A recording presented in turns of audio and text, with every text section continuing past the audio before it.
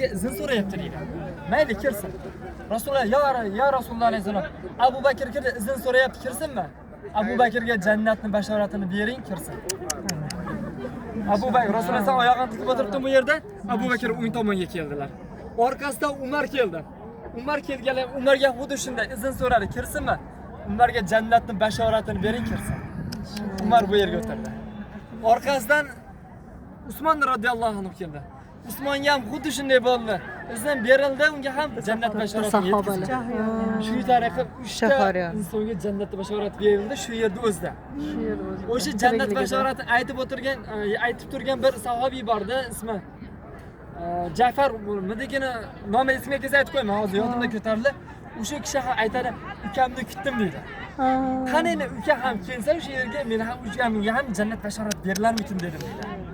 Shunda azla qaraylar. Payg'ambar sollallohu alayhi vasallam bu yerda o'tirdilar. Abu Bakr hamda Umar radhiyallohu anhu o'tirdilar. Qudikning atrofiga kimlar? Necha kishi? 3 kishi o'tirdi. Usmon radhiyallohu anhu xo'jayinami o'rniga o'tirdilar. Rasululloh sallamga qarama-qarshi to'g'risiga o'tirdilar. Endi buni ulamolar aytishadiki, diqqat bilan eshitamiz. Qudukning atrofiga o'tirgan Rasululloh, Abu Bakr hamda Umar radhiyallohu anhularni qudukning oldida bitta bo'lishligi qabrida ham bitta bo'lishiga dalolat qiladi. Chunki Ravzaga kirganimizda yashil gumbazni ko'ryapmiz-da. O'shindagi 3 dona qabr bor. Rasululloh alayhisolatu vasallam Abu Bakr Umar radhiyallohu anhularning qabrlari. Bularning qabrida ham bu yerda 3 tasi bo'lishligi, qabrda ham birga bo'lishligi, Usmonning alohida o'tirganligi ham qabrda alohida bo'lishligi bu dalolat qiladi.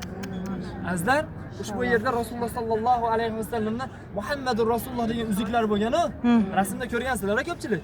O'sha uzugi shu yerga tushib ketgan. Hozirgi shu yerda. Topilmagan. Usmon radhiyallohu anhu ushbu narsani qazigan. Rasulullohning uzugini topib olamanmikin deb. Bekorga aris emas.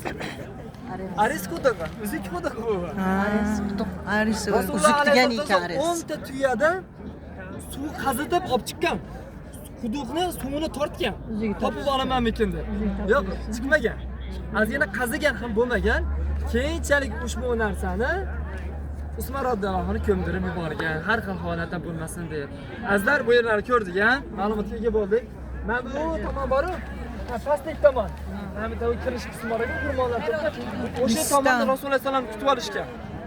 Abu Bakr hamda Rasululloh sallam o'sha yerda haligi nashida bor. Tala'al badru alayna. Eshitgansizlar-a? Ushbu nashidani aytib pastda kutib olishgan. Rasululloh sallallohu alayhi vasallam yuraramiz avtobusda.